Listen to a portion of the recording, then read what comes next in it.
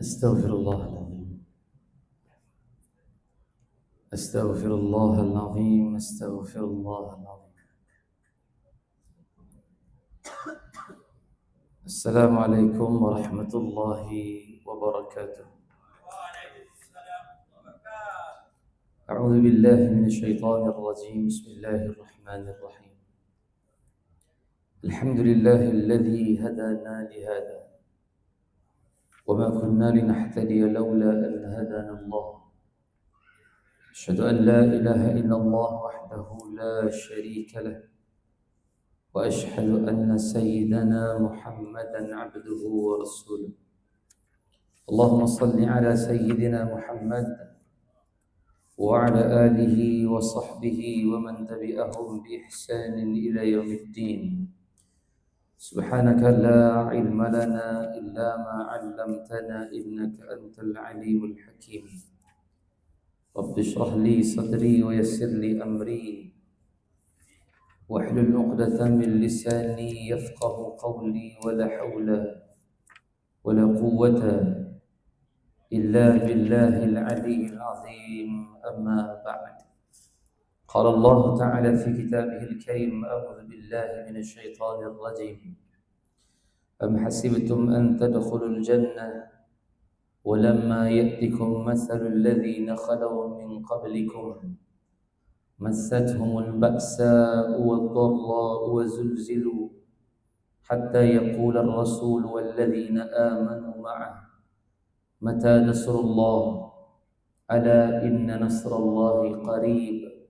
صدق الله العظيم. Hormati Nazir, Kepala Nazir, para imam, para bilal, tuan guru, para alim ulama, para asatizah, ahli tuan kuasa serta tuan-tuan dan puan-puan yang dirahmati Allah sekalian. Pertamanya, sama kita merafakkan syukur kepada Allah Subhanahu wa taala dengan izin dan limpah kurnianya pada malam yang penuh barakah ini dapat kita bersama berhimpun dalam satu majlis ilmu yang penuh dengan rahmat dan keberkatan daripada Allah Subhanahu wa taala, untuk sama kita menyambung kembali pengajian kitab kita, kitab Ashabul Rasul karangan Syekh Mahmud Al-Misri hafizahullah taala.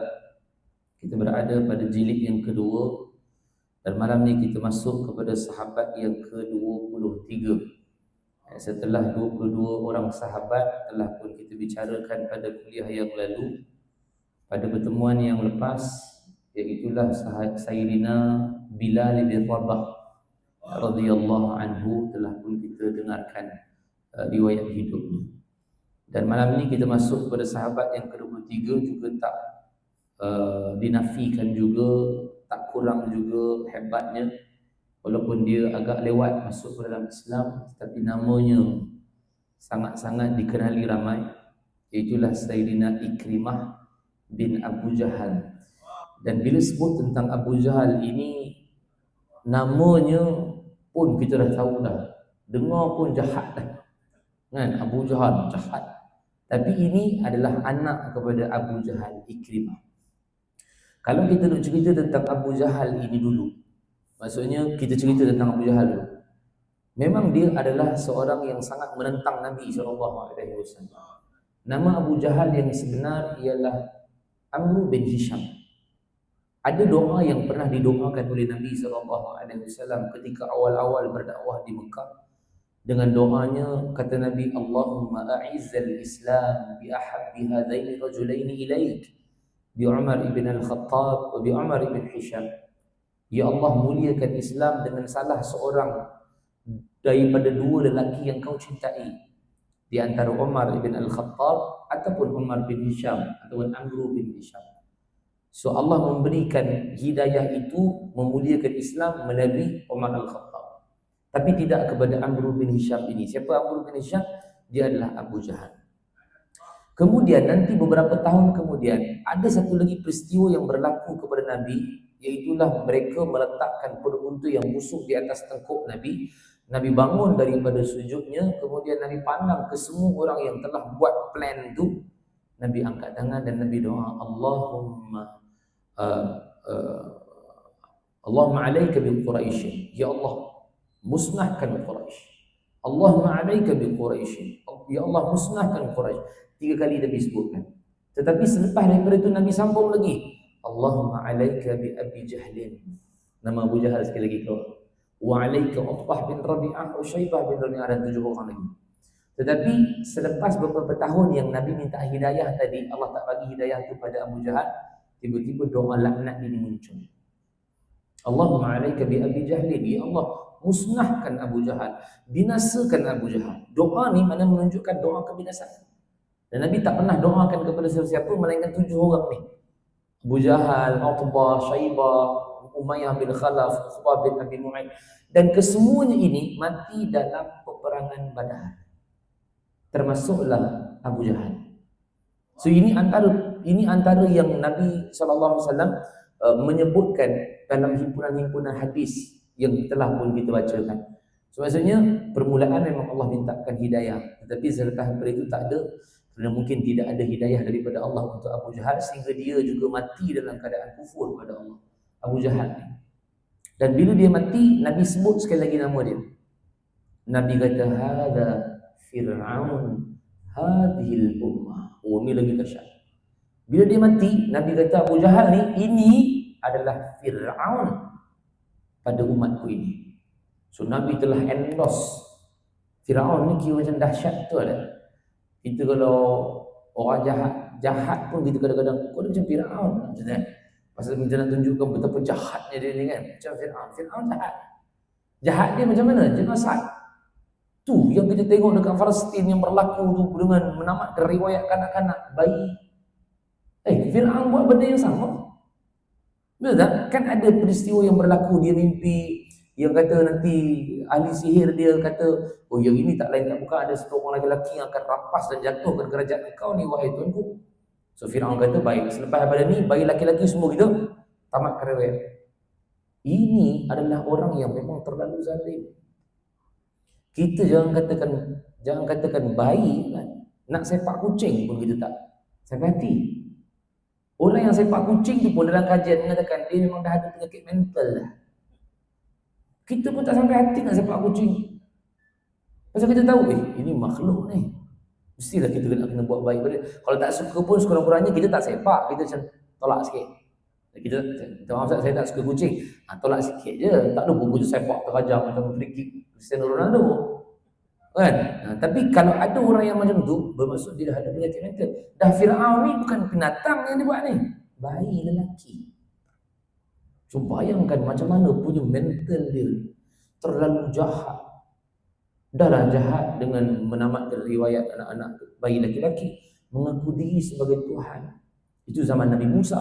Tiba-tiba zaman Nabi SAW, Nabi katakan, hada Fir'aun hadhil ummah. Ini Fir'aun umatku ini. Siapa dia? Abu Jahal. So dia memang antara yang terpaling jahat. Dan selepas daripada dia mati, Nabi kata lagi sekali nama dia, wahai Abu Jahal, wahai Utbah, wahai Umayyah bin Khalaf, adakah kau dapati Tuhan kau telah menjanjikan benda yang benar? Sedangkan kata Nabi, aku telah mendapati Tuhan aku, yakni Allah, menjanjikan kebenaran. Umar ada kat sebelah Nabi pada waktu tu. Umar kata, ya Rasulullah, kau bercakap dengan orang yang dah mati. Waktu tu lepas perang Badar, habis semua ni. Tapi Nabi bercakap pada waktu tu, sehingga Umar Al-Khattab kata, ya Rasulullah, mereka dengar ke dah meninggal, dah mati? Kata Nabi, mereka lebih dengar daripada kita yang hidup. So ini menunjukkan bahawa mereka yang dah mati kan dengar apa perkataan kita. Cuma mereka tak boleh jawab lah. Kita takkan dengarlah jawapan mereka. Jadi ini adalah bapa kepada sahabat Nabi yang kita sedang bincang ni, Ikrimah bin Abu Jahal. Dalam riwayat, dalam perang Badar tu, yang membunuh ataupun yang menamatkan riwayat Abu Jahal ini adalah Mu'adz bin Amr bin Jamuh dan juga Mu'ayth bin Afra. Budak lagi, remaja. So remaja ni, 2 orang remaja ni, dia memang dah dengar dah. Ada satu orang lelaki yang suka menghina Rasulullah, suka menghina Nabi, suka buat Nabi sakit hati. Lepas tu dia berjumpa dengan Abdurrahman bin Auf. Dua-dua ni orang Madinah tapi dia remaja. Namanya adalah Mu'adz bin Amr bin Jamuh dan Mu'awith bin Afra. So dia ni budak remaja jumpa dengan Abdurrahman bin Auf. Dia kata, wahai pakcik, tolong tunjukkan dekat kami mana satu Abu Jahal. Waktu dia tengah perang Badar. Tolong tunjukkan kami kat mana satu. Sebab mereka bukan orang Mekah. Kan Mu'adz dengan Mu'awith ni bukan orang Mekah, jadi mereka pun tak kenal siapa Abu Jahal ni. Maka Abdul Rahman bin Auf pun tengok, tu, itu Abu Jahal, tunjuk kan. So bila mereka dah dapat dah tahu siapa Abu Jahal ni, so mereka pun pergilah kepung nak tamatkan riwayat Abu Jahal ni.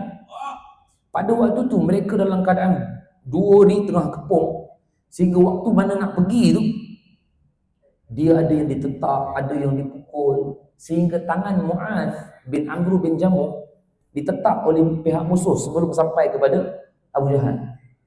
Tangan dia ditetak, long line kan? Dan tangan dia tak boleh pakai lagi dah, long line, tak boleh gerak lagi dah.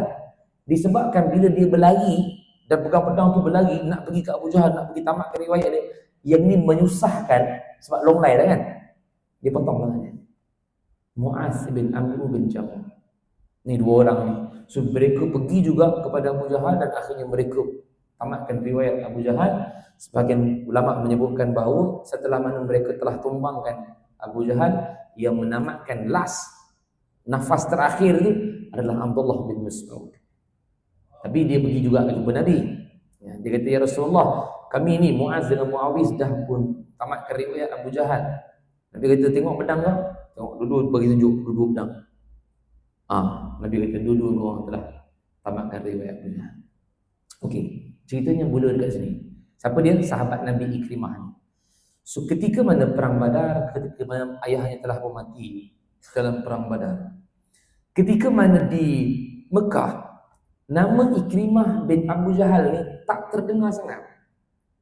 Ikrimah, Khalid Al-Walid kan, yang mana mereka ni masuk dalam Islam lewat, tapi nama mereka tak didengar langsung ketika mana orang semua tengah kutuk hina Nabi. Tak ada, tak pernah dengar pun. Kita dengar nama-nama yang tadi je lah kan, hina Nabi. Al-As ibn Wa'il, Al-Walid ibn Mughirah, semua hina Nabi, semua ejek Nabi, gila, ejek Nabi, macam-macam. Jadi benda ni yang menyebabkan bahawa kita tak nampak pun di mana Ikrimah bin Abu Jahal ni, ketika mana orang semua tengah porak-porandakan, tengah kutuk, tengah menghina, tengah mengancam Nabi, tak nampak. Kenapa? Sebab dia bukan orang yang menghina Nabi. Khalid Al-Walid pun walaupun dia lewat masuk Islam, kita tak pernah dengar pun Khalid hina Nabi, tak ada. Zaman Nabi di Mekah lah, tak pernah dengar pun ketika mana Nabi di Mekah Khalid ni mencaci Nabi, tak ada. Khalid dengan Ikrimah ni dia best friend. Tentu nanti dalam perang Uhud, dua-dua nama dia naik, Khalid Al-Walid dengan Ikrimah bin Abu Jahal, mereka best friend. Mereka masuk Islam bersama. Lewat sikit, masa 8 pembukaan kota Mekah, 8 hijrah. Cuma pada waktu ni dalam di Mekah, Nabi tengah berdakwah bagi semua, yang buat tuduhan kepada Nabi semua yang bapa-bapa aja. Ni Ikrimah bin Abu Jahal buat kerja. Khalid bin Al-Walid buat kerja. Amr bin Al-As bin Wa'il buat kerja. Semua yang jahat semua bapa-bapa. Dah kenapa mereka ni semua lambat masuk Islam? Sebab pengaruh keluarga. Pengaruh keluarga. Keluarga kata jangan kau beriman dengan Muhammad, kau jangan ikut Muhammad. So mereka terpaksa menuruti apa yang disebutkan oleh keluarga mereka. Mereka tak boleh buat apa. Muawiyah bin Abi Sufyan, Abu Sufyan menentang Nabi, tapi Muawiyah kita tak pernah tengok pun rekod dia menghina Nabi, tak ada. Pasal pengaruh bapa-bapa ni, keluarga ni, keturunan ni. So mereka kata jangan ikut Muhammad. Sebab tu nama mereka ketika mana Nabi dicaci, dimaki, dimarah, diejek dan sebagainya, nama mereka tak ada. Tetapi bila dah sampai ke Madinah, tadi berlaku peperangan Badar, dia ada, Ikrimah bin Abu Jahal ni ada. Tetapi dalam keadaan dia tak mampu buat apa-apa bila melihat ayahnya dah meninggal. So dia kena patah balik. Dan garanti, dalam riwayat menyebutkan bahawa garanti dia tak boleh ambil balik bapa dia, tak boleh. So of course kalau kata nak bapa mati, nak bawa balik ke Mekah, nak tanamlah di Mekah. Tapi bila sebab dah tak boleh buat apa, perang Badar Islam menang besar pada waktu tu. Islam 300 lebih orang dan orang kafir Quraisy 1000 orang. Tapi pada waktu tu dalam keadaan mereka tak boleh menang walaupun ramai, sebab peperangan itu Allah bantu. Walaqad nasarakumullahu bi Badrin wa antum azillah. Sungguhnya pertolongan Allah ni memberi bantuan kepada kau dalam perang Badar dalam keadaan kamu azillah, lemah ataupun sikit. So Allah beri pertolongan, Islam menang pada waktu. Ikrimah bin Abu Jahal bila tahu dah bapak dia dah mati tadi kan, bila Nabi kata hadza fir'aun hadhil ummah, dan Nabi cakap pula, wahai Abu Jahal, wahai Umayyah, kau dapati tak Tuhan kau ni. So benda tu semua Ikrimah bin Abu Jahal tak boleh buat apa lagi dah, dia terpaksa balik ke Mekah. Dan dekat situlah dia punya hasrat untuk memerangi Islam makin tinggi. Sebelum tu tak ada. Sebelum tu tak ada. Sebelum tu hanya pengaruh orang saja. Pengaruh keluarga, pengaruh orang, pengaruh yang rakan-rakan ayah dia. So, mereka kita tak pernah dengar dia kutuk dan hina Nabi. Tapi bila ayah dia mati dalam peperangan Badar, dia jadi dendam. Ikrimah ni. Dia belum Islam lagi. Tapi dia jadi dendam yang amat sangat. Dekat siapa? Dekat Nabi. Dekat siapa? Dekat sahabat-sahabat Nabi. Sebab itu, tahun depan berlaku peperangan Uhud. Dia antara yang terpaling ke hadapan sekali. Dengan siapa? Khalid Al-Walid. So Khalid Al-Walid nanti dalam peperangan Uhud tu, Khalid Al-Walid dia berada di sayap kanan, Ikrimah bin Abu Jahal di sayap kiri. Kerana kekuatan kedua-dua tentera inilah dan strategi mereka inilah yang menyebabkan bahawa mereka mampu memperandakan Islam dalam perang Uhud tu. Round pertama memang Islam menang dah. Tapi bila mana nampak orang-orang Islam daripada bukit memanah, Jabal Rummah yang diketuai oleh Jubair bin Abdullah bin Jubair turun. Tapi Abdullah bin Jubair tak turun lah. Yang turun adalah kawan-kawan dia yang lain tu yang Nabi kata jangan turun. Selagi mana aku tak bagi turun, jangan turun. 50 pemanah yang ada ni, jangan turun. Tapi bila dia nampak orang-orang kafir Quraisy dah balik semua ke Mekah, pasal dah patah balik ke sana, so orang-orang yang pemanah-pemanah ni nampak harta kat depan. So mereka pun turun lah, 40 orang turun. Tapi Jabir bin Abdullah bin Jubair dia tidak turun. Sampai dia kata, jangan turun, bukankah Nabi kata jangan turun. Tapi mereka turun juga. So mereka sangka mereka dah menang. Bila Ikrimah dan juga Khalid Al-Walid nampak benda, so dia kata kita patah balik. Itu yang bila dah patah balik ke belakang, tapi bukan patah balik ke sana, patah balik ke belakang. So yang Abu Sufyan punya grup ni patah balik ke sini. Jadi mereka telah dikepung daripada belakang dan juga depan. Sini yang membuatkan peranda Islam yang menyebabkan 70 orang Islam syahid.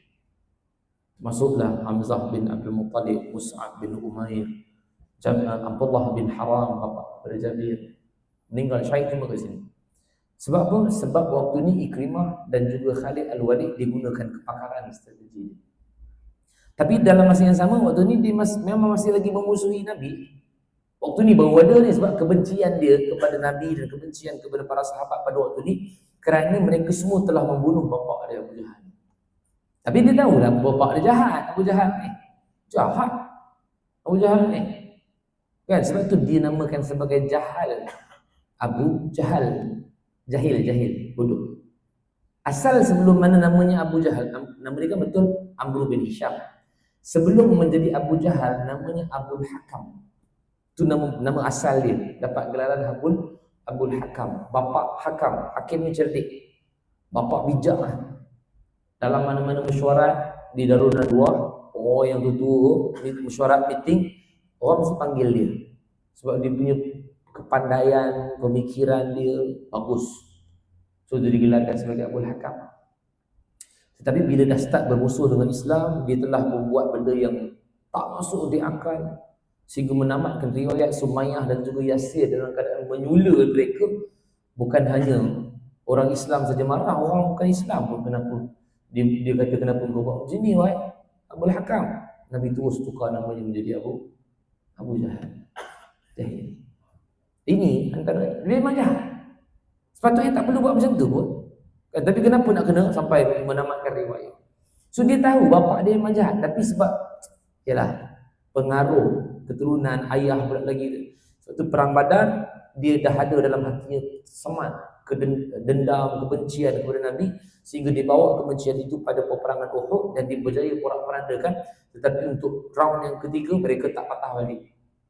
Sebab Nabi bila dah dibawa oleh Talhah bin Ubaidillah pergi ke Bukit Uhud, di pinggir Bukit Uhud tu Nabi berehat dekat situ untuk bersihkan luka. Nabi tunggu lagi dekat situ. Tapi pada waktu tu mereka yang dah keluar daripada Madinah, orang-orang kafir Quraisy termasuk Ikrimah, Khalid, Abu Sufyan semua, mereka tak patah balik ke Uhud untuk peperangan round yang ketiga. Mereka tak buat. Jadi akhirnya mereka kembali. 2 tahun kemudian berlaku peperangan Khandaq. So dalam peperangan Khandaq pun sama.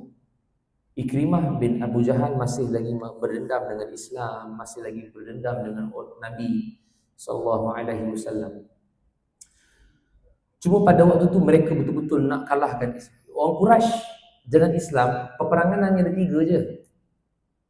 Islam dengan Quraisy, kafir Quraisy di Mekah, peperangan 3 je. Pertama Badar, kedua Uhud, ketiga Khandaq. Yang terjadi cetus peperangan, yang betul-betul berlaku meletup peperangan 2 je. Badar dan Uhud. Khandaq tak berlaku pun. Kenapa tak berlaku? Sebab ada parit, ada Khandaq. Khandaq tu masuk parit. So bila ada parit, macam mana nak perang? Tak boleh. Melainkan adalah mubarazah one by one, ataupun anak panah, tombak yang dilontarkan, itu adalah. Tapi meletusnya peperangan tu tak ada. Tak berlaku pun. Tak berlaku pun. Tetapi bila mereka dah sampai dekat Khandaq ni, orang Islam semua dah jaga, Nabi dah, ni cerita panjang lah, Khandaq ni panjang sebab nak gali tu pun ambil masa. Habis lagi turun, Nabi pecahkan Khandaq. Tapi bila dah selesai Khandaq, mereka dah tahu dah orang-orang 10,000 musuh datang. Bukan orang kafir Quraisy saja. Orang kafir Quraisy, orang munafik, Bani Israel, Bani Ghaffan, masuk semua situ. So total semua 10,000 lebih orang nak menentang dengan Islam 3,000 orang. Itu pun Bani Quraisyah dia mengkhianati perjanjian dengan Nabi. So tinggal berapa orang lah. So pada waktu itulah mereka kawal. Khandaq tu maksudnya parit. Orang Islam semua berkawal kat parit tu, supaya jangan ada orang yang boleh masuk, naik walaupun dalam. Tapi of course mesti ada 1-2 orang yang cuba untuk naik. Tapi mereka jaga ni. Abu Bakar, Umar jaga. Macam Khandaq kat sana nampak kan. Dia orang datang sana, kita pergi sana. Khalid pergi sana, orang pergi sana. Di sini. Sama, Ikrimah pun sama. Ikrimah bin Abu Jahal, Amru bin Abdul Wud, Diral bin Al-Khattab, ni semua antara orang-orang yang cuba nak try masuk jalan-jalan yang mungkin boleh lepas. Tapi tak lepas. Yang lepas seorang saja. Namanya ialah Amru bin Abdul Wud Al-Amiri. Itu kisah zaman Ali dulu, kita dah pernah cerita. Sebab dia lepas naik. Amru bin Abdul Wud ni pun dah 80 tahun dah umur dia. Tapi dia lepas naik, celah mana tak tahulah, masuk, lepas. So dia terus cabar orang Islam, siapa nak fight dengan dia, one by one. So pendekkan cerita, Ali pergi untuk perang dengan dia, one by one lah. Dan berperang, mana mubarazah dia panggil. Mubarazah ni one by one. So pada waktu tu mereka berperang, tarung, sampai dalam riwayat katakan pertarungan itu tak nampak. Kenapa boleh tak nampak? Sebab waktu perang tu asap pasir tanah tu naik sampai tak nampak. Cuba dengar bunyi kan, ting ting ting. Tentu kalau dalam filem saya bayangkan tu, kan? Tunggu, tapi tak nampak. Siapa yang mati, saya tak nampak. Tahu boom, berhenti. Pedang tak dengar lagi dah. Amru bin Abdul Wud tumbang. Mati ya. So Ali antara yang menjadi menamatkan riwayat Amru bin Abdul Wud. Tapi termasuk Ikrimah bin Abu Jahal tadi dalam keadaan yang memang tak boleh masuk, memang dikawal habis. Sehingga 40 hari. Khandaq ini, peperangan Khandaq ni sama dengan peperangan Ahzab, 2 nama. Tapi bila 40 hari dah tak boleh, sebab Allah bagi juga bantuan selain daripada peperangan-peperangan yang tadi Allah bagi bantuan, Badar. Yang ini Khandaq pun Allah bagi bantuan. Bantuan apa? Iaitulah bantuan angin sejuk, taufan, ataupun mungkin daripada sudut cuaca yang sangat sejuk tak tahan. Kita kalau pergi Madinah musim sejuk betul, kita pun tak tahan kan? Pakai dah jaket tak boleh juga, masih lagi rasa sejuk tu, kena bawa selimut hotel tu, bawa turun pergi masjid pun sejuk juga. Memang sejuk lah, Madinah memang sejuk. Tapi waktu perang Khandaq 40 hari tu, waktu ni sangat sejuk sampai Abu Sufyan kata hari ke-40 tu kita kemas, kita balik. Mereka pun tak tahan sebab terlalu sejuk. Ini adalah tentera Allah yang Allah tak bagi tahu kita pun tentera apa yang Allah nak musnahkan musuh. Jadi kita pun tak perlu tahu. Allah mengurus dan mengerjakan kerjanya, kita tak tahu. Dulu kita pernah cerita tentang anak-anak yang memakan perjanjian pemulauan ekonomi yang ada di dalam Kaabah. Tak ada siapa tahu pun anak-anak yang sedang buat kerja untuk memakan perjanjian tersebut. 30 bulan kemudian baru Nabi diberitahu oleh Allah melalui Jibril, bagi tahu orang kafir Quraisy perjanjian itu dah terbatal. Kenapa terbatal? Sebab anak-anak dah makan. Siapa yang hantar anak-anak itu? Allah. Ini tentera Allah. Sama dengan Khandaq. So bila mana Allah dah hantarkan bantuan, tak boleh buat apa. Allah kata mereka balik. Tidak ada meragut ribuan nyawa dalam peperangan ini. Hanya beberapa orang saja. Antara sahabat besar yang tersyahid dalam peperangan ini adalah Sa'ad bin Mu'az. Ada syahid dalam perang Khandaq. Sa'ad bin Mu'az adalah ketua kepada kalangan Aus. Dia adalah ketua daripada kalangan Aus yang Nabi pernah riwayatkan dalam hadis Al-Bukhari. Sa'ad bin Mu'az ini syahid, meninggal dunia, arasy Allah bergegar. Dan ketika mana Nabi nak hantar jenazah dia pergi ke kubur dengan para sahabat, malaikat turut serta sama mengiringi jenazahnya Sa'ad bin Mu'az. Hebat. Dan Nabi sebutkan lagi dalam hadis yang lain, Nabi kata, kalaulah ada umat aku yang terlepas daripada himpitan kubur najas Sa'ad bin Mu'az, pasti Sa'ad bin Mu'az akan terlepas. Tapi tak ada, semua orang kena. Tapi nak katakan bahawa dalam peperangan itu sahabat besar yang terbunuh adalah Sa'ad bin Mu'az. 2 bulan kemudian berlakunya peperangan Khaybar dan kemudian berlaku pengkhianatan kepada perjanjian Hudaibiyah. Perang Khandaq 5 Hijrah, tahun depan berlaku perjanjian Hudaibiyah 6 Hijrah. So perjanjian Hudaibiyah ini antara perjanjian Nabi dengan orang kafir Quraisy. Ada beberapa perjanjian yang disepakati oleh Nabi dan juga orang kafir Quraisy, antaranya gencatan senjata 10 tahun. Antaranya Islam tak boleh masuk ke dalam Mekah melainkan tahun depan baru boleh masuk. Itu pun 3 hari saja. Orang Mekah kalau pergi ke Madinah wajib hantar balik semula ke Mekah. Orang Madinah kalau pergi Mekah tak wajib hantar balik. Memang berat sebelah lah perjanjian tu. Tapi Nabi tetap juga terima sebab Nabi tahu benda tu mungkin sinar untuk Islam. 2 tahun kemudian Nabi dapati mereka melanggar dan mengkhianati perjanjian. So bila dah melanggar perjanjian, Nabi SAW siapkan semua tentera. Yang tentera pada waktu tu tuan-tuan ramai yang amat sangat, seramai 10,000 orang tentera Islam. Daripada Madinah ni, sebab sebelum mana Nabi nak masuk ke Mekah ni, nak buat pembukaan kota Mekah ni, sebelum ni Abu Sufyan dah datang dah. Sebab dia nak minta renew. Dia kata, wahai Muhammad, minta maaf lah, kami silap. Kami telah melanggar perjanjian, boleh tak kami nak renew balik perjanjian tersebut? Nabi tak layan, satu apa Nabi tak layan. So itu yang menyebabkan bahawa Abu Sufyan dia jadi blank, pun nak buat apa ni? Mereka terpaksa balik ke Mekah. Nabi kata, siap, kita pergi ke Mekah, kita buka Mekah. So 10,000 tentera Islam ni datang masuk ke dalam Mekah ni dalam keadaan orang kafir Quraisy tak sedar pun orang Islam datang. Sebab kalau sebelum ni orang-orang kafir Quraisy mereka tahu perancangan Nabi, perang Badar, perang Uhud, perang Khandaq, mereka tahu. Tapi Allah takdirkan untuk pembukaan kota Mekah, orang kafir Quraisy tak tahu perancangan Nabi ni, tiba-tiba sampai. Dan bila Nabi masuk ke Mekah tanpa ada persiapan oleh orang-orang kafir Quraisy, of course mereka terkejut sebab mereka tak ada persiapan. Dan bila mereka terkejut pada waktu tu, ada yang lari, ada yang sembunyi dalam rumah, ada yang pergi ke Taif, ada yang pergi ke Syam, ada yang pergi ke pinggir-pinggir pantai, ada laut pada waktu tu. So waktu ni yang lari termasuklah Ikrimah bin Abu Jahal. So Ikrimah bin Abu Jahal ni dia ada isteri nama Ummu Hakim. Isteri nama Ummu Hakim. Ummu Hakim ni pun sama juga lewat sikit masuk Islam. Kan pengaruh suami pula lah. Tapi Ikrimah, kita tak boleh nak kutuk mereka dulu pasal mereka ni sahabat Nabi. Cuma mereka lewat masuk Islam sebab mula-mula tu menentang Nabi.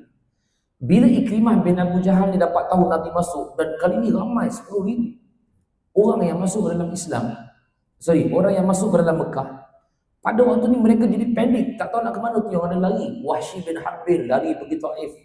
Ikrimah bin Abu Jahal lari ke pinggiran pantai, pergi cari kapal mana-mana nak lari pergi Syam. Dan dia pula lari seorang. Ummu Hakim isterinya tinggal kat Mekah. Tapi bila mana mereka yang ada dekat Mekah, orang-orang kafir Quraisy yang ada dekat Mekah, mereka pun nak lari kat mana tak tahu. Cuma mereka telah mendapat satu berita gembira daripada Nabi. Nabi kata, la tasriba alaikumul. Hari ni tak ada celaan musuh buat. Man dakhala baita Abi Sufyan fa huwa amin. Siapa yang masuk dalam rumah Abu Sufyan semua selamat. Man dakhala Masjidil Haram fa huwa amin. Siapa yang masuk dalam Masjidil Haram semua selamat. So maksudnya perkataan Nabi tu merujuk kepada Nabi maafkan semua. Siapa yang pernah hina Nabi, siapa yang pernah kutuk Nabi, yang masih hidup lah, yang dah meninggal tak ada buat apa dah.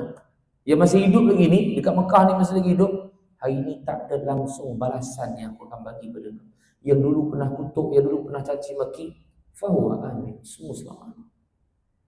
So, bila isteri dia, Ummu Hakim ni dapat tahu Nabi maafkan semua, benda ni tersebar je pergi dekat Taif apa semua sampai ke Wahsy bin Harbi.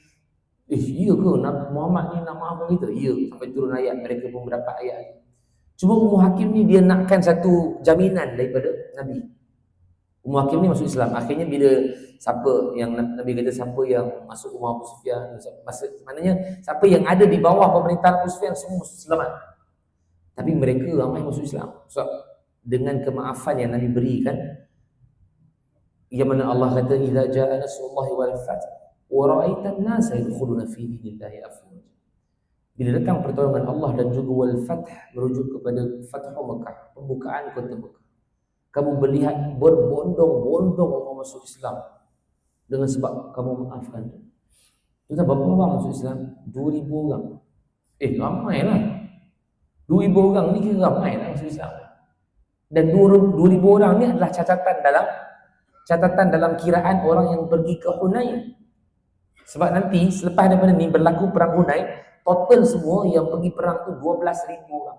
So maksud tadi 10,000 masuk, 12,000 pergi, mana 2,000 dalam Islam. Itu yang pergi perang. Kalau yang tak pergi perang, of course lebih daripada 2,000. Yang perempuan kan, wanita-wanita yang tak pergi, termasuk Ummu Hakim. So masuk Islam ke semuanya. Cuma mana Ikrimah ni? Ikrimah rupanya dia dah naik kapal, belayar. Sultan Ummu Hakim tadi berjumpa dengan Nabi, dia kata, wahai Rasulullah, aku dah beriman, aku dah masuk Islam. Tapi dia kata, Rasulullah, boleh tak kau bagi jaminan pada aku? Sebab aku nak kena ajak juga suami aku ni masuk Islam. Apa jaminan kau kalau aku nak bagi tahu pada Ikrimah ini supaya kalau dia masuk Islam, dia selamat? Kata Nabi SAW, bagi tahu dia, tak ada masalah. Bagi tahu dia kalau dia masuk Islam, semua dosanya Allah akan ampuni. Itu jaminan. Jaminan Nabi SAW. Tidak ada langsung balasan, Allah akan maafkan orang yang bertaubat kepada Allah. Bagi tahu dia. Tapi ceritanya Ummu Hakim ni nak cari kat mana? Sebab Ikrimah bin Abu Jahal dah naik, belayar lah pergi ke mana tak. Tapi usaha Ummu Hakim ni, isteri ni, cari. Itu kan rupanya Allah takdirkan dalam satu riwayat menyebutkan bahawa ketika mana Ikrimah bin Abu Jahal duduk di atas kapal, ramai atas kapal. Tiba-tiba kapalnya tu bergegar. Maknanya ada ni lah, gelora, ombak, macam dah nak tumbang lah. Ketika itu komandan, kapten kapal tu dia kata, waktu ni berdoa je lah, kerana Tuhan kamu semua tidak lagi membantu. Kapten tu punya kata-kata, Tuhan kamu ni, maksudnya Tuhan kamu tu tak merujuk pada Allah lah, berhala-berhala lah dia rujuk kata. Mana dia katakan bahawa ni Tuhan kamu pada waktu ni tidak mampu untuk nak menolong kamu lagi. Maknanya terima je lah musibah apa yang ada. Tuan-tuan, Allah takdirkan yang dalam keadaan Ikrimah bin Abu Jahal ketakutan, tiba-tiba terkeluar daripada mulut dia. Dia kata, wallahi, demi Allah, kalaulah engkau selamatkan aku, wahai Allah, daripada nak terbalik kapal ni, kau selamatkan aku sendiri akan pergi jumpa dengan Muhammad dan aku akan beriman dengan dia. Oh, ni hidayah. Hidayah tu je Allah bagi. Goncang saja. Bayangkan, dengan kegoncangan tu takut mati tu kali, tahu lah kan. Kita pun macam tu lah kan, kalau dekat kapal terbang atas tu, tiba-tiba suku yang air pocket kan, tiba-tiba tak ada udara, sekejap je. Tapi rasa macam bergegar, cuaca tak apa elok. Semua doa, kita doa kan. Doa makan pun doa semua. Allah barik fi ma doa semua. Pasal waktu tu takut lah ni, berapa hal kita. Dia rasa siapa boleh tolong? Dia tak tolong dah malaikat Allah je. Sampai terdetik, mesti confirm dalam hati terdetik. Ya Allah, selamatkanlah aku, ya Allah. Lepas ni kalau aku selamat, aku nak jadi orang beriman, aku nak pergi masjid, aku nak semayang, aku nak tutup aurat, semua nak. Kan? Pasal tengah terdesak. Dan sebenarnya itulah yang berlaku kepada Ikrimah bin Abu Jahal. Sebab pada waktu dia tengah dalam keadaan terdesak tu, dia kata, wallahi demi Allah. Dia kata, engkau, wahai Allah, kalau kau selamatkan aku ni, aku jejakkan kaki aku ke darat ni, aku akan terus jumpa dengan Muhammad. Aku akan beriman dengan dia. Tuan-tuan, Allah selamatkan dia. Duduk di pantai. Jadi, Pantai tu tak pergi mana dah lah, pantai dekat Mekah tu juga lah. Tak pergi mana, tak jadi ya. Selamat patah balik pergi Mekah. Sampai dekat Mekah, Ummu Hakim ada kan? Ya Allah punya perancangan. Tadi Ummu Hakim, isteri dia dah berjumpa dengan Nabi dah bagi jaminan lah. Jaminan keamanan, jangan risau, kau akan selamat. So Ummu Hakim pun tadi pergi jumpa dengan suami dia, jumpa suami dia dekat pantai tu.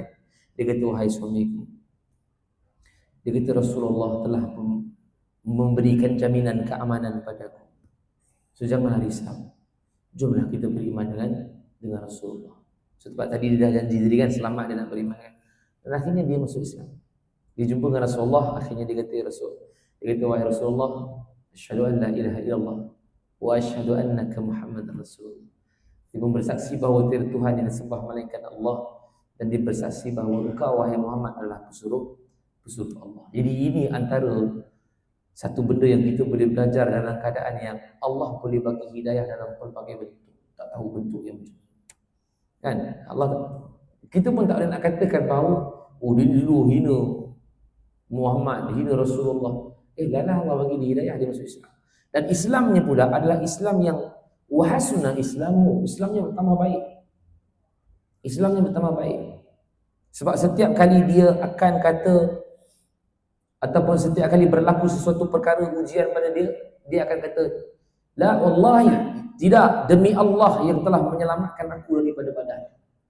So, apa maksud dia? Dia kata macam tu. Dia kata, tidak, demi Allah yang menyelamatkan aku daripada badan.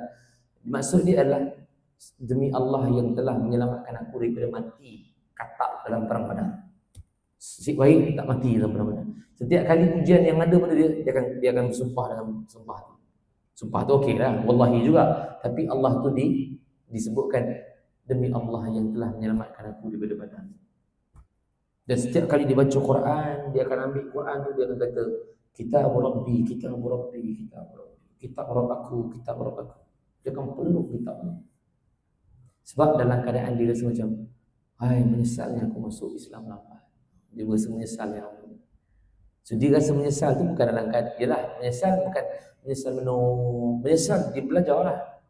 Dia menyesal, dia belajar. Dan 8 hijrah dia masuk Islam, dia hanya sempat dengan Nabi 2 tahun lebih je. Dan 2 tahun lebih tu bukanlah maksudnya hari-hari dia dengan Nabi, tak pun. Sebab dia orang Mekah kan, dia duduk kat Mekah. Ada orang yang masuk Islam daripada dia duduk di Taif, dia duduk di Taif. Hanya yang ada dekat Madinah je lah yang duduk dengan Nabi di Madinah, balance 2 tahun, baki 2 tahun. Nanti Nabi datang lagi untuk Hujjatul Wada', jumpa lagi sekali dekat Mekah. So sahabat-sahabat dekat Mekah dapat jumpa, sahabat-sahabat dekat Taif dapat jumpa. Tapi yang banyak jumpa ni adalah sahabat-sahabat yang ada di Madinah. Ikrimah bin Abu Jahal, bila mana dia dah masuk Islam, dia punya amalan makin bertambah bagus. So ini juga refleksi untuk kita, boleh kita pelajari. Orang-orang yang ada dekat luar sana pun kita tak boleh nak judge apa-apa lagi. Jahat dia Ustaz, melepak sampai berhenti ke pagi, tak apa buat, tak neraka tak ada. Belum tentu. Kita yang duduk kat masjid ni belum tentu syukur dia. Ini yang paling penting kita jaga. Dan sebenarnya tak perlu keluar pun nak judgement orang ni. Nak judge orang syurga ke neraka. Itu bukan kerja kita. Tak perlu pun sebenarnya. Itu kerja Allah. Kerja kita dakwah. Sampaikan saja. Orang tu masih lagi buat dosa maksiat tu, kita tak boleh kata dia ni kaki putul Ustaz minum arak ni, memang neraka lah tempat dia. Mana kita tahu? Nabi SAW cerita pada kita, Bani Israel dia bunuh 99 orang tu pun syurga. Pasal dia bertaubat di ujung hayat dia. Kalau Nabi tak cerita, kita pun tak tahu dia masuk syurga. Ini Nabi cerita. Itu pun zaman dulu Bani Israel. So hari ni pun kita tak tahu, sebab Nabi pun tak ada endorse apa-apa pada siapa-siapa kat sini. Kita syurga ke, kita neraka ke, tak tahu. Tapi yang penting adalah kalau diri kita, bawakan diri kita itu kepada jalan Allah, berada pada siratal mustaqim. Kalau orang lain, pandangan kita pada orang lain, sangka baik dia dulu. Mudah-mudahan dengan hidayah Allah, suatu hari nanti dia bertaubat. Itu je lah, kita boleh. Kita tak boleh kata dunia jahat.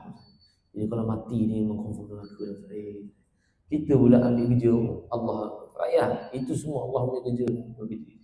Sebab cerita Ikrimah bin Abu Jahal tu kan, 21 tahun menentang Nabi. Allah bagi hidayah lagi berapa tahun Nabi nak wafat. Dan bagus pula dia, nama dia naik selepas pada tu. Nama dia naik sebab dia adalah panglima perang. Dia sama macam Khalid Al-Walid. Khalid Al-Walid ni the best panglima perang. Maknanya orang angkat dia setelah mana dia masuk Islam, orang angkat Khalid Al-Walid. Perang Mu'tah orang angkat dia. Perang Mu'tah 8 Hijrah, Khalid baru masuk Islam. 8 Hijrah, Perang Mu'tah. Khalid baru masuk Islam, Nabi lantik Zaid bin Harisah. Nabi kata Zaid kepemimpin Mu'tah ni, peperangan ni. Kalau Zaid syahid, ganti dengan Ja'far. Ja'far syahid, ganti dengan Abdullah bin Rawahah. Begitu. Nabi tak sebut lagi nama siapa-siapa. Sampai sana tiga-tiga syahid, siapa? Sahabat-sahabat. Nabi tak ada, Nabi kat Madinah. Mu'tah dekat Jordan. So sahabat-sahabat lantik siapa? Tiba-tiba nampak Khalid. Itulah first perang dia lepas dia masuk Islam. Orang nampak dia boleh untuk memimpin orang angkat dia. Hebat dengan sahabat-sahabat Nabi. Walaupun dia lewat masuk Islam. Sama Ikrimah bin Abu Jahal pun. Ketika Nabi wafat, dia tak ada dekat Madinah. Dia diutuskan oleh Nabi SAW untuk pergi ke Oman.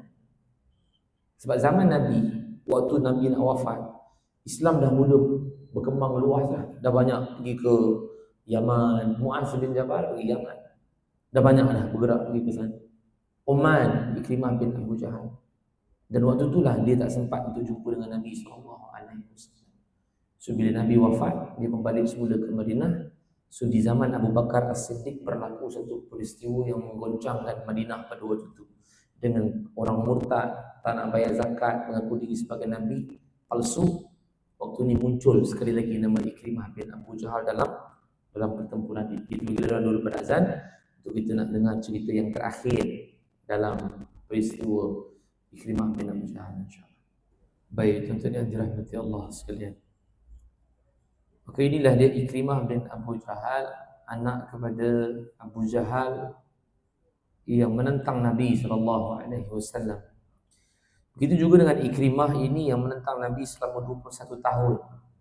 Tetapi Allah berikan hidayah kepadanya setelah mana pembukaan kota Mekah yang menyebabkan akhirnya dia sendiri berlapang dada untuk masuk ke dalam Islam.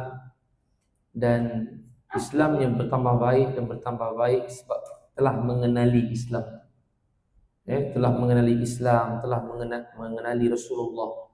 Dan kecintaannya kepada Allah, kecintaannya kepada Rasulullah sangat mendalam. Kecintaannya kepada Al-Quran sangat mendalam. Dan tempoh dia duduk dengan Nabi pun tak lama, 2 tahun saja. Sehinggalah Nabi mengutuskan dia untuk pergi ke satu negeri untuk satu tugasan. Dan akhirnya Nabi SAW meninggal dunia, wafat. Dan dia tak ada pada waktu itu. Dan akhirnya Abu Bakar As-Siddiq naik menjadi khalifah Islam yang pertama.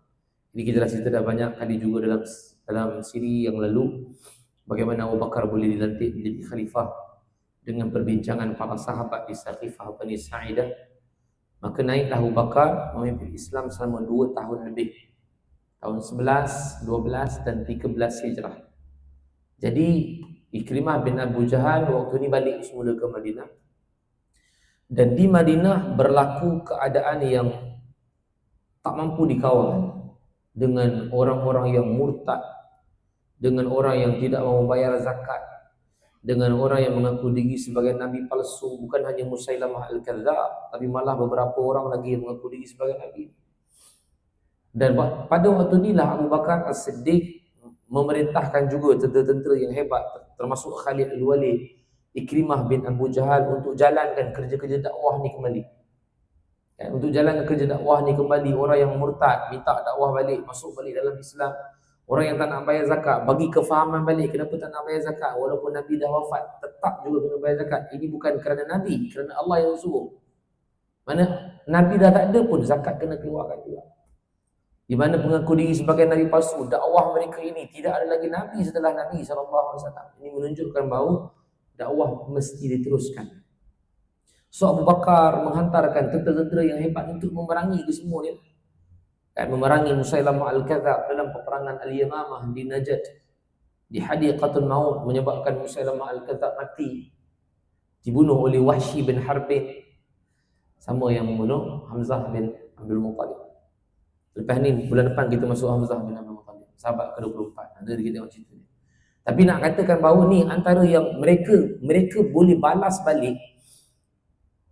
Nak sebut kejahatan, bukan kejahatan lah, tapi kesilapan mereka dulu menentang Nabi. Inilah dia. Inilah dia. Maksudnya bila mana Nabi dah wafat, Nabi dah tak ada dah, apa yang mereka boleh tebus balik? Kesilapan diri mereka, kesalahan diri mereka. Mereka kena dakwah. Kena sampaikan dakwah, teruskan dakwah, sebarkan dakwah bagi orang lain yang faham agama. Macam mana mereka dulu tak faham, mereka mungkin tak faham. Sekarang mereka kena bagi sampaikan kefahaman tu pada orang yang tak faham. Supaya orang yang tak faham tu boleh faham macam dia. Ini dakwah. Inilah kerja-kerja Nabi sallallahu alaihi wasallam. Sehingga kita akan nampak nanti pada tahun ni, tahun 11 selesai dah. Mana golongan yang murtad kembali Islam, taubat, orang yang tak nak bayar zakat kembali bayar zakat, golongan yang mengaku diri sebagai Nabi palsu dicantas oleh Abu Bakar. Tahun ke-12 ataupun 13 Hijrah dan nak wafat dah Abu Bakar. Abu Bakar utuskan ketenteraan yang diketuai oleh Abu Ubaidah Al-Jarrah. So Abu Ubaidah Al-Jarrah ni memimpin 24,000 tentera. Termasuk ketenteraan di bawahnya ada Ikrimah bin Abu Jahal. Sini kita akan nampak. Dan dia akan syahid kat sini lah, Yarmouk ni. So Ikrimah bin Abu Jahal duduk di bawah panglima perang Abu Ubaidah Al-Jarrah pergi ke Yarmouk. Yarmouk dekat Syam lah. Nak menentang ketenteraan Rom. Rom yang waktu tu adalah seramai 100,000 lebih. Terlalu ramai. Dan akhirnya Abu Ubaidah Al-Jarrah tulis surat kepada Abu Bakar, wahai Khalifah, hantarkan lagi ketenteraan yang boleh untuk kami nak support 24,000 ni, tak cukup. Ini tawakal lah dia panggil. Tawakal kena ada usaha. Jadi Abu Bakar nak utuskan siapa? Tak ada. Sebab sebahagian dah pergi ke Parsi, Kufah, Basrah. Jadi Abu Bakar tuliskan surat kepada Khalid Al-Walid yang ada di Parsi waktu ni, menghantarkan ketenteraan lagi kepada Abu Ubaidah Al-Jarrah. Maka Khalid dapat surat tu, Khalid bawa alah ketenteraan seramai 9,000 lagi tentera untuk bergabung dengan tentera Abu Ubaidah Al-Jarrah. On the way perjalanan, Abu Bakar meninggal. On the way perjalanan, Abu Bakar meninggal. Yang tadi Abu Bakar melantik Khalid Al-Walid menjadi ketua tentera, menggantikan Abu Ubaidah. Bila Abu Bakar meninggal, siapa naik jadi khalifah kedua? Umar Al-Khattab. Umar naik saja, Umar pecat Khalid Al-Walid untuk turunkan dia, naikkan balik Abu Ubaidah Al-Jarrah. Tapi kita dah pernah cerita dulu sini, mereka tak pernah kecil hati. Umar Al-Khattab pun pecat bukan kerana dibenci dengan Khalid, tapi takut sahabat-sahabat ada tersalah pergantungan harap. Patut harap pada Allah tapi harap pada Khalid, takut dia macam tu. So dia pecat dulu. Tapi Khalid masih ada duduk dalam kelompok tu. Siapa ada di bawah Abu Ubaidah Al-Jarrah? Ada Khalid, ada Ikrimah. So waktu ni Umar pergi bagi green light. Seranglah. Waktu tu di tengah pantai, ada tengah sungai. Sungai, Islam dekat sini, sungai, seberang sungai ada tentera Rom, belakang tentera Rom adalah bukit. So berlaku pertempuran. So bila berlaku pertempuran ini, sini kamera seolah-olah ada dekat depan Ikrimah, shot dia. Kalau buat filem, kamera tu kat dia. So kita nampak dia waktu ni dirakam dalam kitab ni lah, dirakam. Dia kata, wallahi demi Allah, dahulu aku memerangi Islam, dahulu aku memerangi Rasulullah, dahulu aku memerangi orang-orang Islam di dalam semua medan peperangan. Semua, maksudnya semua tu 3 tu lah. Badar, Uhud, Khandaq, 3 tu. Semua peperangan dengan Rasulullah, dengan sahabat, dengan orang-orang Islam yang lain, semua peperangan. Jadi apa alasan lagi untuk aku lari daripada peperangan ini? Maka dia pun kata kepada sahabat-sahabat yang ada, siapakah di kalangan kamu ini yang hari ini berani untuk mati syahid? So dia ajak semua sahabat, hari ini kita mati syahid. Cuma nak pergi perang ni, nak mula ni. Tapi sebelum mula, kebiasaannya memang akan ada lah lantunan-lantunan syair ni. Bahasa Arab lah dia orang buat ni. Tapi dalam bahasa Melayu ni berbentuk macam tu. Wallahi demi Allah, dulu setiap peperangan dengan Rasulullah, semua aku ada menentang Rasulullah. Apalah alasannya hari ni aku nak lari daripada medan peperangan untuk bantu balik kesalahan aku yang aku buat dulu, membantu Rasulullah. Dia kata, wallahi siapa yang hari ni nak mati syahid? So adalah beberapa sahabat yang disebutkan, Harisah bin Hisham, Dirar bin Azwar, ni semua antara yang memang mereka kata, aku akan ikut kau. Bertempurlah mereka peperangan. Dan endingnya nanti, kita dah cerita dari endingnya, orang Islam menang. 33,000 tadi tu, Islam menang. Bantuan daripada Allah. Orang-orang Rom lari, patah balik ke belakang, termasuk maharajanya Heracles lari. Tapi tuan-tuan, sebelum mereka lari ni, babak Ikrimah ni ada kat sini. So bila Ikrimah duk masuk bertempur dalam tu, semua dalam keadaan dah pang. Tiba-tiba terjatuh Ikrimah ni. telah ditebas oleh musuh. Tetapi waktu tu punya dahsyat sahabat-sahabat lain ni tahu bahawa betapa akrabnya Ikrimah dengan Khalid. Mereka nampak Ikrimah jatuh, mereka ambil jasad Ikrimah, tapi Ikrimah tak syahid lagi. Dia ambil jasad Ikrimah tu, ambil Ikrimah tu masih lagi dalam nazarah tenat. Dia pergi cari Khalid ni mana ni? Khalid ada dalam tu. Cari Khalid, jumpa Khalid, bawa pergi Khalid. Letakkan kepala Ikrimah di atas ribaan Khalid. Mereka ni dua-dua adalah kawan Khalid. Waktu tu bila Khalid tengok Ikrimah bin Abu Jahal, kawannya, nangis. Air mata jatuh, janggut dia basah. Tengok kawan dia nak syahid dah. Khalid dia meninggal lambat lagi. Dia meninggal 21 Hijrah. Khalid balik. Ni Ikrimah 13 Hijrah dia. Waktu ni di atas ribaan sahabat dia. Khalid al-Walid. So waktu ni dalam keadaan dia menangis tengok kawan dia. Perang tengah-tengah jalan ni. Tapi dia tengah pegang kawan dia. Ikrimah bin Abu Jahal dalam keadaan menangis. Dan dia kata, semoga Allah meredai engkau wahai sahabat aku yang agung. Semoga Allah berikan syahid di dalam peperangan di Yarmuk. Meninggal Ikrimah bin Abu Jahal. Jadi ni, kalau kita reflect banyak tentang kehidupan kita ni, kita takkan dapat jumpa orang yang macam ni. Power tuan-tuan, sahabat-sahabat Nabi ni. Dua-dua dulu menentang Nabi. Tapi bila dua-dua dah masuk Islam dalam dada, tengok macam mana dia punya. Itu je sebenarnya yang perlu ada. Untuk mendapatkan kasih sayang kita semua ni, saya tuan-tuan yang ada yang tengah menonton ni semua ni, semua perlu ada Islam dalam dada yang benar-benar Islam. Sayang tu akan muncul. Jadi ini Ikrimah bin Abu Jahal yang Ibnu Katsir menyebutkan dalam Bidayah wa Nihayah. Seseorang yang mengatakan bahawa Ikrimah tidak memiliki dosa, iaitulah Ikrimah bin Abu Jahal setelah mana dia masuk dalam Islam. Al-Imam Syafi'i rahimahullah ta'ala menyebutkan Ikrimah orang yang terpuji perilakunya semenjak dia masuk dalam Islam. Ini adalah endorsement para ulama terhadap sahabat Nabi yang namanya Ikrimah bin Abu Jahal. Mudah-mudahan dengan kisah Ikrimah ini memberikan inspirasi kepada kita supaya kita selalu menyayangi sahabat-sahabat kita yang ada, selalu berjuang demi agama, selalu menjadikan diri kita sebagai orang yang lebih baik, beramal soleh dan ibadat. Mudah-mudahan dengan itulah yang menjadikan kita boleh mencontohi kisah para sahabat radhiyallahu anhum ajma'in. Insya-Allah ke depan kita akan masuk sahabat yang ke-24, iaitu Hamzah bin Abdul Muttalib. Juga ini antara nama yang besar, Hamzah bin Abdul Muttalib. Gelaran yang diberikan adalah Asadullah, singa Allah. So kita akan tengok cerita dia nanti pada kuliah akan datang. Wallahu alam. Qul qawli hadza wa astaghfirullah azim li wa lakum. Assalamualaikum warahmatullahi wabarakatuh. A'udzu billahi minasyaitonir rajim. Bismillahirrahmanirrahim. Alhamdulillahirabbil alamin wassalatu wassalamu ala asyrafil anbiya'i mursalin wa ala alihi washabihi ajma'in. Ya Allah ya Rahman ya Rahim, kami datang mohon kepada-Mu ya Allah, ampunkanlah segala dosa kami. Dosa kedua, ibu kami, dosa pasangan dan anak-anak kami, dosa kaum kerabat kami, dosa kaum muslimin dan muslimat sekalian ya Allah. Ya Allah, matikan kami dengan mati yang baik. Jangan matikan kami dengan mati yang tidak baik.